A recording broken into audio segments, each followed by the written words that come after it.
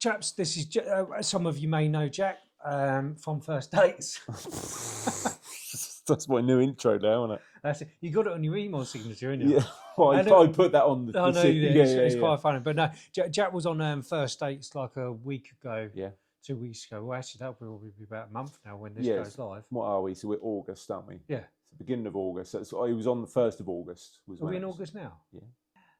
I swear mine was like New Year's Day, like a week ago. Yeah. Or something like that thing. But no, it's flown by, isn't it? Yeah, no, it is. Yeah, it is. So that was originally recorded back in March. That episode. Mental. I remember when you was talking about it ages ago and whatever else. But no, but anyway, this is Jack from First Dates. But actually, you'll be a trustee. You're a trustee. Forward thinking. Yes. There you go. Our brand new trustee. Yeah. But I've kind of roped Jack into something. I'm not going to pretend we're doing a fundraiser for MANUP. Yeah. Which is I'd like us to try and raise £5,000. Mm-hmm. Then the reason being is I don't want to just be reliant on other people, and I want to put ourselves through something with other people. We have people running over mountains. Yeah. Corey Sampson, who is running from one end of the UK to the other. By the time this goes live, that'll be a thing. Yeah. We had Barney going over, swam the channel at 17 years old. Mm-hmm. So I kind of just want to put ourselves into something. Yeah. Do you know what I mean? So we've decided we're going to do, it's called SkintFlint Rally, which we're going to be doing next week. It's weird talking like that because we're recording it like 5 weeks. Still a little ways off, but we're not, are we? Yeah. We're going to get a £500 car, Vauxhall Alga, whatever it's called, Alglia, a little 1 litre car. Whatever it is. It's a horrible car. Yeah. £500 car to drive through 7 countries doing near enough 4,000 miles, including there and back. And so it's going to be me, Jack, Craigie, Stengel and Bushcraft, and also Catherine, who's his missus. Mm-hmm. So I want to do this thing of supporters and whatever else, because we are known for funding research. We fund other charities, we fund groups, we fund therapy sessions, we fund camping trip. We do a lot of good stuff. Mm-hmm. So I want to just kind of help that along a little bit the best we can. But it's also about actually doing something which is quite a testing. And yet, will it be fun driving a £500 car across Europe? It will be fun. Yeah, it will be fun. Yeah. But on the other hand, my wife keeps saying to me, "It's like, Dan, you like your own space." And I've said this to you before. You like your own space. You're going to be in a car, a tiny car, with 3 other people. Yeah. She was like, "You ain't going to last 5 minutes." That's a test, then, isn't it? No, it is a test. Yeah. And whatever else. Yeah, there is the fun aspect. I'm not going to make out like this is like grueling and whatever else, but it will be testing. Well, how many hours was it to the peaks the first time? Yeah, but that was in my CRV with lovely suspension and stuff. That was like 3 hours, and you can roll your chair back without having Craig on your chin. Or oh, Dan. I think I've massively underestimated this challenge. Yeah, no, exactly that. But that's the thing, it's not just about the challenge of, oh, look at ours. Yeah, is there a bit of masculinity of doing something stupid? Of course it is, absolutely. We are bloke. But it's actually, for me, it's actually like me and my anxiety or whatever else. I'm really going to struggle with that shit.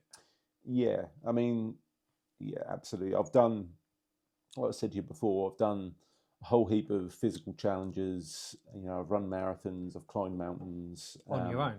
Yeah, and I've done that, and I've pushed my body physically, and this provided an opportunity to do something completely different. Stupid. Yeah, I'm not a car person. I never have been.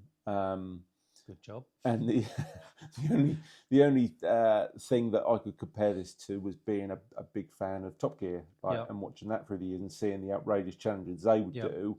But I always loved watching them and just thought that looks awesome. And I just had that. I've wanted to do it for a year. I'm not going to make it some sort of martyr of our thing. Yeah. I've secretly wanted to do it for 4 years. I've just never had the chance. Yeah, and then when you offered it to me, I just thought, yeah, that's something I would never even.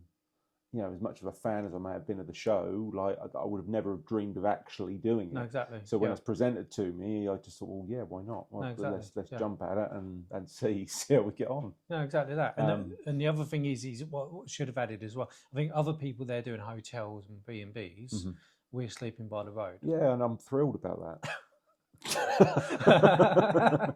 So we're going to do it all proper. Do you know what I mean? No B&Bs, no hotels. Wherever we can lay our head, we're going to do it. We are going to take tents. That's probably my favourite part of the whole trip. Yeah, being a hobo.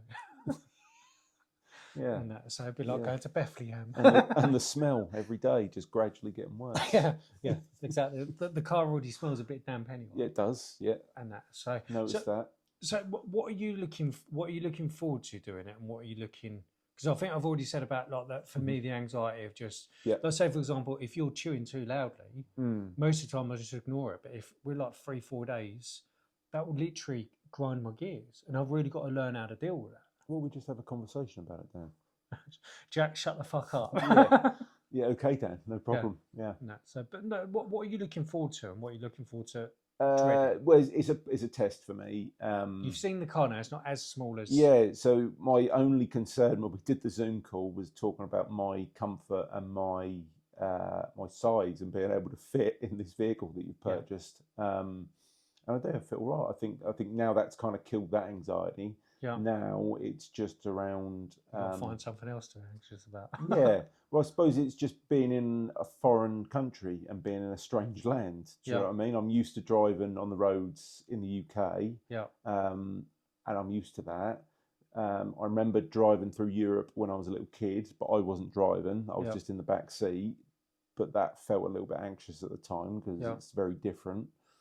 Other side of the road as well. Other side of the road, yeah. I'm gonna have to get used to that. So yeah, I suppose that's the grand undertaking of it. The fact that we're in one country and we're travelling through about 4 countries. Are we 4 or 5 countries? Technically it's 7. 7 countries. I think we're going like 3-1 to the next one. Do you know what I mean? So that's a massive undertaking. That's a challenge, as a task. So I suppose there's anxiety around that. I suppose that's alleviated slightly by the fact that it's broken down over a few days. Yeah. So that takes the pressure off. 3 days, isn't it? Yeah. So we're going on Thursday. We're coming back on Sunday. But even that last drive, that's 1,000 miles. Yeah. And we really are going to see unknown because I haven't booked to return because I don't know what day we're going for it back. Yeah. And that 1,000 miles after finishing it will be on the Monday. We finish on Sunday. Yeah. So it'll be like 18 hours, 2 days where we'll be kind of like in limbo. Of like, do we just make a mad dash, hoping the car doesn't break, doing 1,000 miles non-stop? At least we've got 4 people and we're all insured so we can chop and change drivers. That's a good thing. And to be honest, sitting in the driver's seat then, I feel like I can sit and do plenty of driving. Yeah. No problem at all. Exactly. Well, we can strap you along on the roof if it comes down to it. Yeah. Well, I'll weigh it down if we need a bit more weight to bolster it. No, exactly. I think it'll be fine. Mm-hmm. I'm just trying to curb in like the anxieties and stuff like that a little bit. Yeah, I think. Yeah, how many other teams are in it? I think the last I looked, I think there was 29 cars and 60 odd people. I think. Okay. Maybe less than that. The number 29 rings a bell on something. Yeah, and the objective of it is everyone's got to raise a minimum of £500. Okay. And then, for a charity of their choosing. And then along the way, we've got challenges along the way, and then everyone to final finish line, which is Bavec. I think it's like if you don't do the challenges, so I think really should have read it. I just wanted to just sign up to it and flag the rest. Okay. I think like everyone gets like 1,000 points or whatever. It's 2,000 points. So every challenge you do, you keep the points. Every challenge, or if you use a toll road, you're not allowed to use a toll road, you'll lose. I think they GPS track you. Okay. You will lose 250 points. Okay. And stuff like that. So I think you get a prize for whoever goes first, but that's not the main prize. It's the one who's got the most highest points. And that. Well, I'm up for doing all the challenges. Oh no, absolutely. Yeah, so I can get out of the car. Yeah. That's exactly where my head was going. I'm just because it provides a break from sat in the car. Yeah. Exactly, but that's something else where my mind is going a little bit askew with. Well, I'm like, well, if me and you want to do it, and then Craig doesn't, like, how we do? We set the precedent from word go. Yeah, we had the Zoom call the other day, didn't we? We did, yeah. So we're meeting in Folkestone to begin with, aren't we? Yeah, we're going to go night before, I think. Night before, meeting Folkestone. Following day is the starting day. Yep. So yeah, we meet. I'd say on that evening, we just say, right, this is the plan. This is what we're going to stick to the whole way. We'll all agree to stick to one plan. Yeah. And then, the terms and conditions. Terms and conditions, exactly. Yeah. And then we just have to stick to that as best we can, even when deviations happen. And other obstacles come up along the way, because I'm sure there's going to be. Oh, there will be. The oil light's already coming on. I know what it is. It's fine. The good thing, Craig's an engineer. That's good. I'm okay-ish with engines or whatever else as well. Yeah. So it'll be fine. And there's nothing there's nothing what can't be fixed in that car with gaffer tape. With gaffer tape, that's it. So we'll take like a few rolls of gaffer tape. Yeah. And the rest is fine. And if there's a hole what's letting something out, we'll just bung it up with gaffer tape. It'll be fine. Yeah, I'm looking forward to it. Yeah, I'm looking forward to it. I think I'm probably going to come out. The jack that enters this competition is probably going to be a different jack that comes out the other side. Absolutely. I think that's a fair thing to say. Yeah, we may never speak to each other again. Considering the task and the challenges that's put in front of us, I think it's quite a grand undertaking. But I suppose we're not doing it on horseback, are we? We're doing it in a vehicle. So I've not told you about next year, but that's next year's. We're doing the Crusade. Yeah. Well, say like, because I think it was Faye. I don't think it was Faye. I was speaking to someone was just like, we don't need to do it, or it'll be a laugh. I'm like, it will be a laugh. I'm not saying it will be a laugh. Yeah. But when I'm saying, I'm like, actually, I'm quite anxious about this. Thankfully, Faye gets it. She was like, literally, because my mind will be like, Jack's chewing too loud, or I'm going to be really self-conscious. No, you will be, but these are just examples. In fact, I'm not going to bring any solids. I'm only going to drink liquids over this period. So if you're eating crisps, just suck them first. Yeah, soften them up. Right, I'm not going to touch any solid food whilst we're there. No. But it could be anything, like Craig. Do you know what I mean? Like someone's tapping. But the trouble is with me that will literally like get on my nerves. Yeah. And I was just like, but like, don't worry about that. It'll be the fun stuff. I'm like, well, don't ignore my anxieties. Accept them. Accept them. I'm just trying to acknowledge them at least. Yeah. And whatever else. But I don't know what's going on with that one. But it's interesting to hear that, like, see that conversation. Yeah. Considering what we practice and what we preach of, like, talk about it or whatever else. But even with me, maybe I've done it in a joking way of like, I'm anxious about pushing Jack out of the car for eating crisps and whatever. And it obviously wouldn't happen, but that's where my head, and they're like, oh no, that's just silly. I'm just always really laid back, mate, and I tend to just throw myself into random stuff all the time. To be fair, I think I've said to you before, but like within a few of my friendship groups, I'm always the Jack will do it guy. Yeah. Like, oh, Jack, here's an issue. Yeah. Jack will do it. Yeah. I'm that sort of person. Yeah. So I'm happy just to dive headfirst in without really understanding what's actually going on. Probably for the best. Probably for the best. But yeah, I'm all in, mate. I'm a team player. I can pick people up if things start to get frustrating and things start to get maybe a little bit testing. I can definitely de-escalate a situation. I think like we get on. Obviously, we've done the camp with Kat, with Craig. I've met Catherine a couple of times, and this is the thing, because what was it? I think Harry, my boy, was like, when I was saying about this, it was like. So I said, I joked with like Jack about eating too loud or talking too much, whatever else. He was like, is that not a bit rude? I was like, no. And I get what he was saying. I was like, did you say that? So I was like, no, I have said that, or I will say that, or whatever else. So is that not rude? I'm like, why is that rude? I went, because we're mates outside of MANUP, we're mates, we'll still go for a pint or whatever else. I went, but I'm just airing. Actually, there's nothing on him. It's just sadly because of the way my head works. Yes. If I now tell him, so if you know we're driving along and I'm starting to get ratty, or we're at a campsite or whatever else, so I've just sitting on my own for 10 minutes. That's nothing on you at all. It's just I need 10 minutes of. Yeah, and to be fair, now that you've said that to me, if that comes up and you actually have to like say, Jack, can you stop doing that? That's really irritating. Stop chewing. Yeah, I know we've already discussed it, so I know that might come up, and that makes it fine. But I'd be totally accepting of that. That wouldn't cause an issue. No, exactly. If you hadn't have told me, and then you brought something up, I'd have probably initially just think, you take the piss. Like, I'm just eating me crisps, Stan. What the fuck? Suck the fucking crisps. Jack, you're really irritating me with the crisp eating, and I'll just look at you. Thinking, no, exactly. Yeah. What? No, I'm just eating crisps, Stan. Like, exactly. No, so but it's the thing, isn't it? It's about learning each other's quirkiness. Of course. Yeah. So I think you've avoided it. For draw to a close then. What aren't you looking forward to? I don't think you answered it. What aren't I looking forward to? You're obviously not as mental as me and overthinking it.